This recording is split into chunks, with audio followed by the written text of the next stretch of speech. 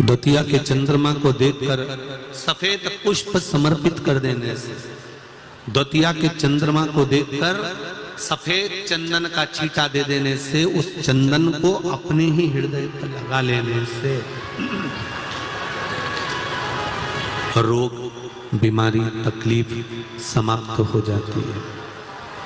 उसी तरह जो देव अधिदेव महादेव को हम एक लोटा जल चढ़ा रहे हैं, उस लोटे के जल का महत्व आप जब चढ़ाएंगे तब आपको समर्पित होगा, तब आपको मालूम पड़ेगा कि उस जल की महत्वता क्या है, उस जल की पूर्णता, उस जल का आनंद क्या है।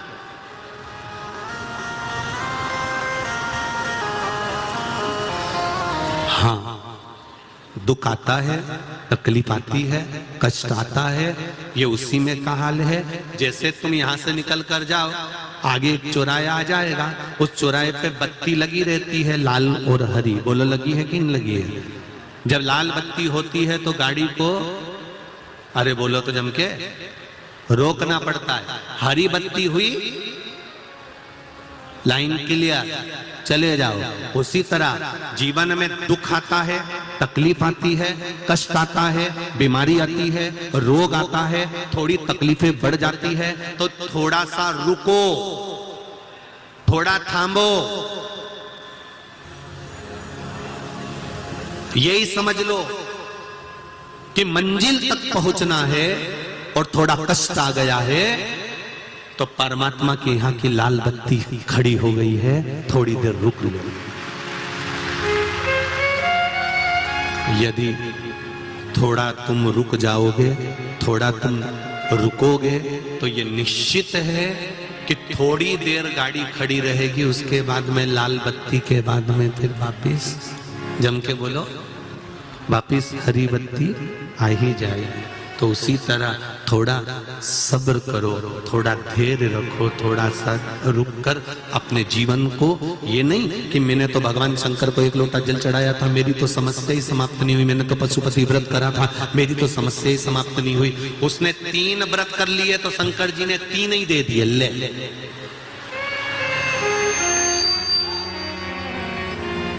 वो कोई साधारण है क्या? मेरा देव अधिदेव महादेव, मेरा शंकर।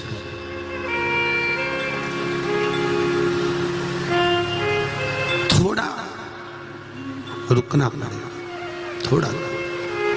अगर दुख है, तकलीफ है, कष्ट है, रोग है, बीमारी है, कोई दुख बड़ा आ गया है, तो थोड़ा सा रुको। हरी बत्ती हो जाए तब गाड़ी को आगे ले जाओ। दुख आ गया है तो थोड़ा सा संभलो, कष्ट आ गया है थोड़ा संभलो, थोड़ी तकलीफें आ गई हैं, थोड़ा सा संभलो, भटकना मती।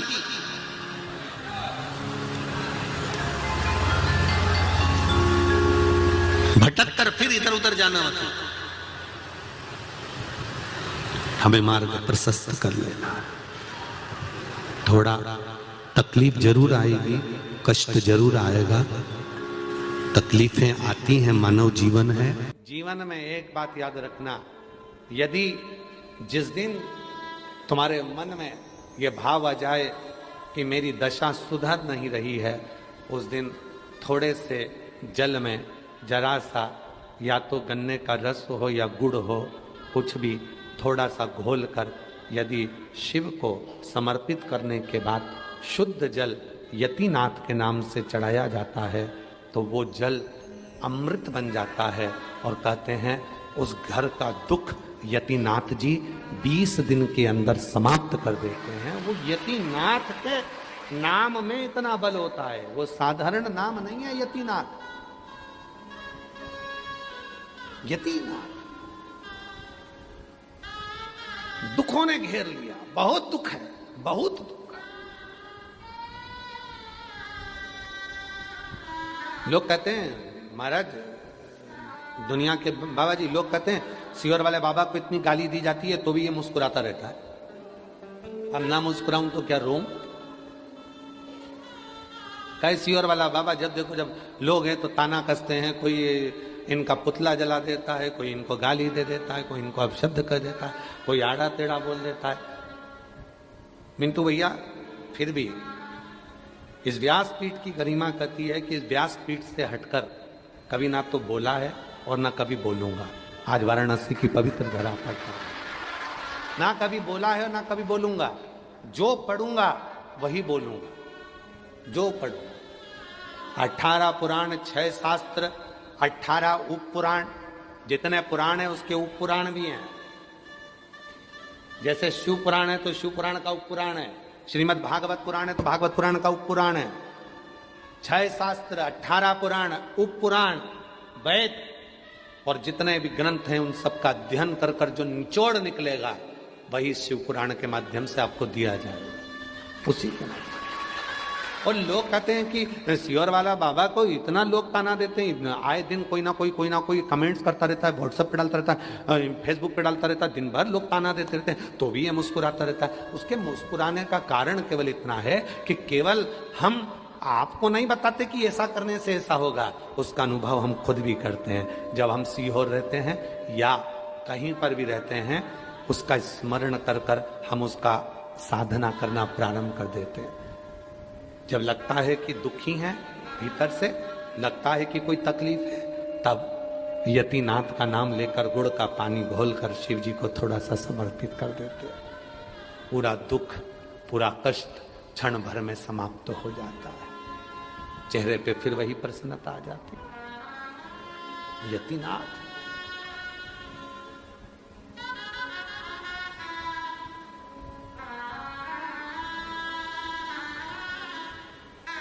बस उससे मिलन की आस।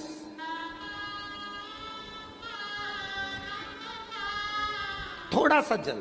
अब आजकल के लोग क्या करते हैं, वो उसको पूरी बात सुनते नहीं है और वो क्या करते हैं कि लोटा भरकर जल घोल लिया, उसमें इतना सारा गुड़ घोल लिया, पूरा चढ़ा दिया। ना ना ना, इतना सा कटोरी में जल हो, थोड़ा सा तिनका मात्र का गुड़ हो, घुल गया, चढ़ा दिया, साफ जल शिव जी को चढ़ाएं, तब यतिनाथ नाम का उच्चारण करें।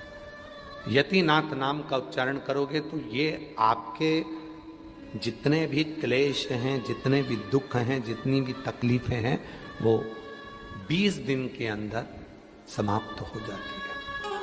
20 दिन। और इसका शंभू प्रैक्टिकल जरूर करें, प्रैक्टिकल जरूर करें।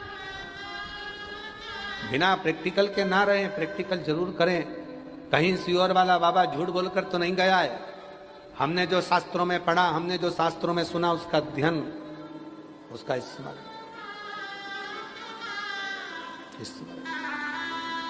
कौन सा नाम है? जम के बोलो, यतिनाथ। ये यतिनाथ नाम का उच्चारण ही सुख दे देता है।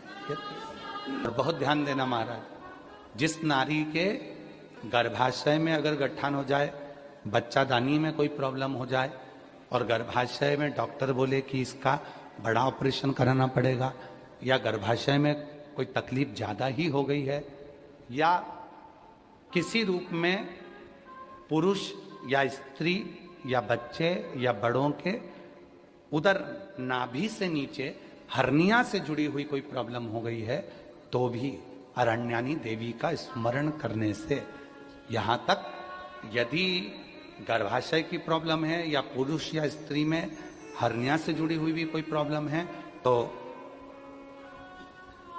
थोड़ा ध्यान देंगे। 7 बेलपत्र इस तरह से लीजिए,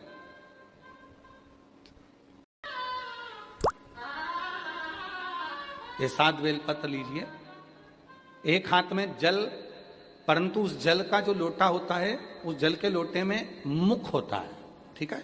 तो उस जल को हमें मुख वाले लोटे में ना लेकर उसको या तो पंच पात्र वाले पात्र में ले ले, या फिर खुले हुए बर्तन में जिसका मुख खुला हो। कटोरी है, कटोरी का मुख नहीं बंधा होता, प्लेट का मुख नहीं बंधा होता, लोटे का मुख बंधा होता है।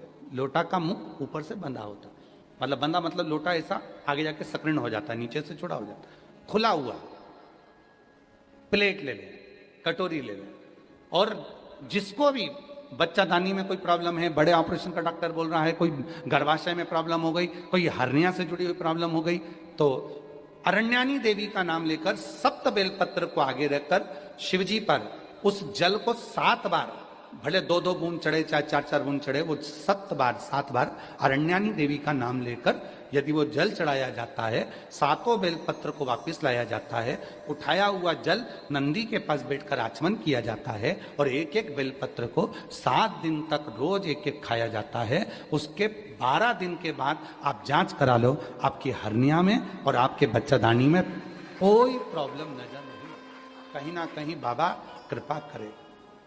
और अगर आती भी है तो डॉक्टर का साथ में दवाइयां भी लेना है, इलाज भी कराना है। हमने एक बात पहले भी कही थी, डॉक्टर शिव का एक रूप है। ये नहीं कि हम ये कर रहे हैं तो डॉक्टर की दवा ना लें, डॉक्टर की भी दवा लें, डॉक्टर को शिव मानकर, पर उसके साथ में मां अरण्यानी देवी का स्मरण भी कर। कल बाबा जी कह रहे थे कि एक बेलपत्र में वो औषधि है, और बाबा जी जब से लोगों ने बेलपत्र खाना चालू करी, रुद्राक्ष का पानी पीना चालू करा, तब से रिसर्च सेंटरों में रिसर्च हो रहा है कि इस बेलपत्र में ऐसा क्या है, रुद्राक्ष में ऐसा क्या है कि रुद्राक्ष के जल से लोग ठीक हो जाते, बेलपत्र के सेवन से। फिर से बोलो एक बार, कौन सी देवी है? अरण्यानी देवी। और अगर इस देवी का दर्शन करना है तो कहां जाना पड़ेगा अपने को? बिहार के भोजपुर में अरण्या देवी का मंदिर है। कौन से कपड़े पहनती है माता? वृक्ष के पत्तों के। कौन से वस्त्र धारण करती है माता? वृक्ष की छालों के। माता कौन सा आभूषण पहनती है? वृक्ष के फूल के, पुष्प के। अरण्य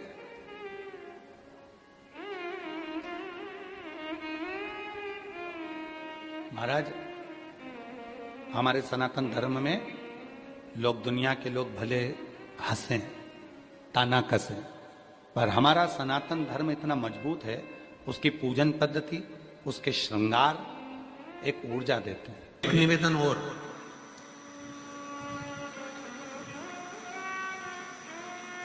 आप यदि कोई कार्य के लिए निकल रहे हो,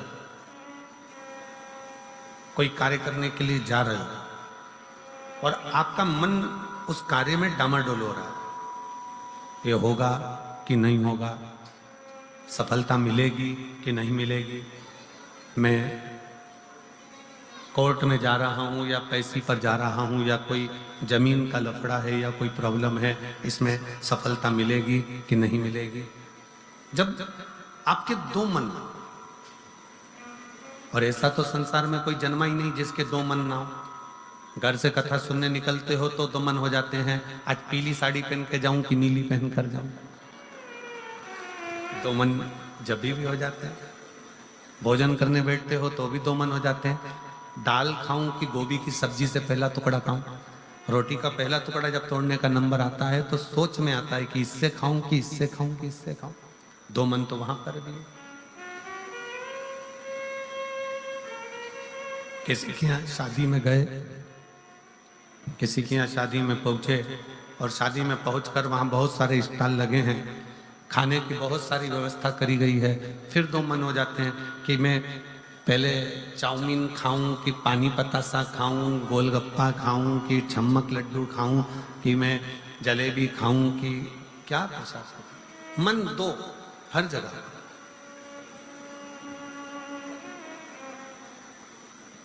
और ऐसा नहीं है कि मन 2 नहीं होते, मन विचलितता देते।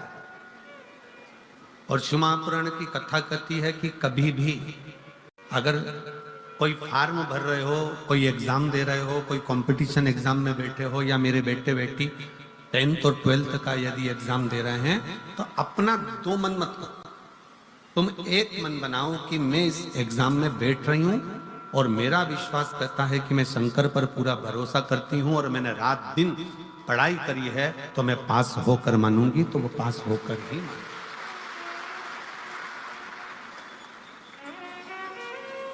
जहां मन विचलित हो जाता है, जहां मन 2 हो जाते हैं, फिर वहां थोड़ा सा भ्रम उत्पन्न हो जाता है, फिर थोड़ा सा भ्रम उत्पन्न हो सकता है। पर जब आपने एक विचार कर लिया कि मुझे सफलता मिलेगी, तो ये निश्चित है कि दुनिया में कोई ऐसा पैदा नहीं हुआ कि आपकी सफलता को रोक दे, आप आगे बढ़कर ही रहो।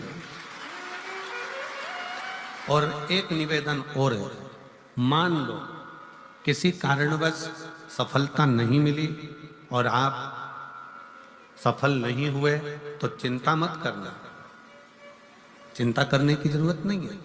एक बार अगर एग्जाम दिया, एक बार अगर अपन फील्ड में उतरे और एक बार में सफलता नहीं मिली तो चिंता मत करो। ये मत सोचो कि पीछे हट गए।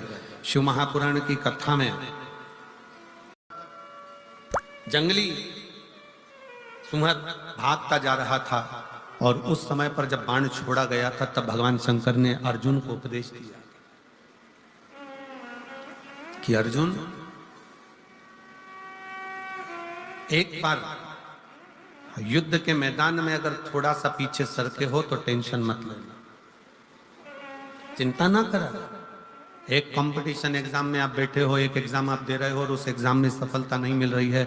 आपने एक बार परीक्षा दी, एक बार आपने नीट की तैयारी करी, एक बार आपने सीए की तैयारी करी, एक बार आपने अन्य तैयारियां करी और उसमें आपको सफलता नहीं मिली और आप उसमें उत्तीर्ण नहीं हुए और आपने मन दुखी कर लिया, अब मैं तो बताओ आगे ही नहीं बढ़ पाया। चिंता ना करें। भगवान शंकर का ये संवाद जो उन्होंने युद्ध के पहले अर्जुन को दिया है, एक सुअर को मारते समय, एक जंगली सुअर को मारते समय भगवान शंकर ने उपदेश दिया था, अर्जुन